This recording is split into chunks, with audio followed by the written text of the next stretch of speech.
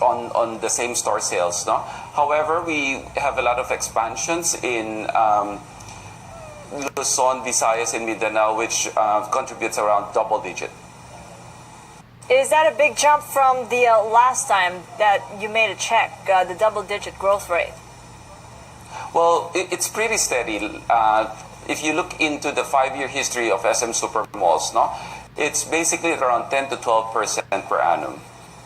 What are people spending on in malls these days? When you say that there's a lot of potential in the Visman area versus Metro Manila, are there any differences? Definitely food. Definitely food and beverage is one of the bigger contributors for our mall sales. No? I could clearly remember that merchandise mix for F&B is only around 5% around 2004, and right now it has already jumped into around 25 to 30%. So they're coming to the malls for food and beverage rather than... Yes. So it's changing, it's becoming sort of a lifestyle change here, that they're seeing the malls as a way to get together with family and friends over a meal. Yes, that is correct. But it's in a way that is also in preparation for online shopping that we're doing. No? We know that, well, it's not yet here, at least in the Philippines. The online penetration is pretty low. However, in preparation for that, we are making our malls more of a lifestyle centers. No? So you have a lot of cafes, a lot of restaurants, even the traditional retail stores have incorporated cafes inside. Just like, for example, you have a store that sells sunglasses. They don't just sell sunglasses, but they've incorporated a cafe where you can have pastas or your iced tea or your lattes. Yeah, parent SM Prime did say earlier it's going to be opening 5 new malls, and this is going to happen outside Metro Manila. What is the status of those malls? Is it going to be a lifestyle when you talk about markets like Cagayan de Oro, Rizal, Tuguegarao, Puerto Princesa, and Batangas? Are they ready for this new format? Yes, I believe so. Yes, last week we just recently opened our second mall in Cagayan de Oro, no, which is in downtown. We call it SM Cagayan de Oro Downtown Premier. The reason why it's called Premier, it's because you have a lot of global brands inside already. You have the likes of Uniqlo's, Forever 21. So even in these cities like Cagayan de Oro, Tuguegarao, or Kawayan, I think they're already ready for this.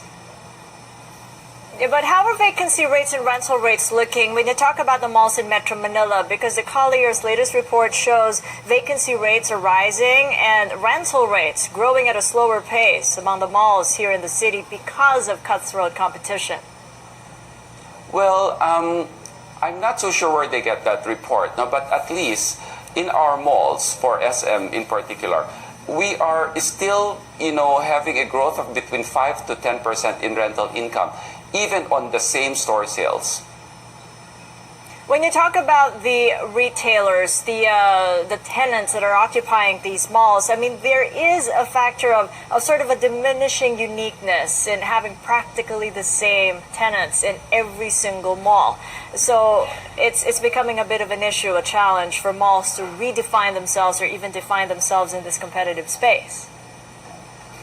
Well, that is correct. That's why we encourage also that if they go into emerging cities, that they really look for unique offerings. Like, for example, in Pampanga, you have a lot of local restaurants.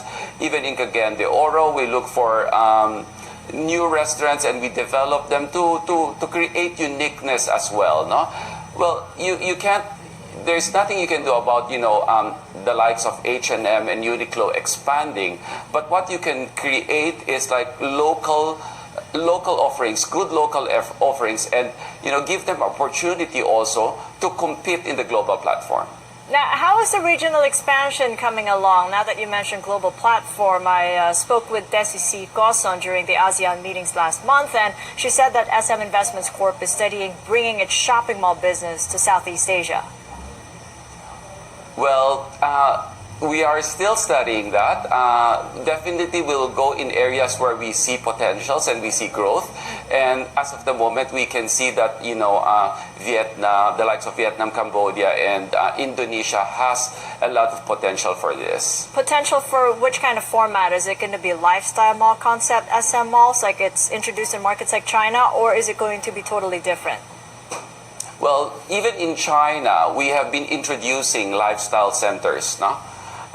So I believe that we will study the market first once we see there's opportunity. And for me, more or less, I would see that lifestyle centers is something that we're looking into.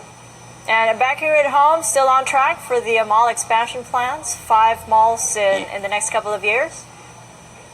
Actually, 5 malls this year, 10 next year. All right, we'll keep a watch on those new mall openings. Thank you so much for joining us, Stephen Tan, the Senior Vice President of SM Supermalls, joining us from our Rockwell studio in Makati.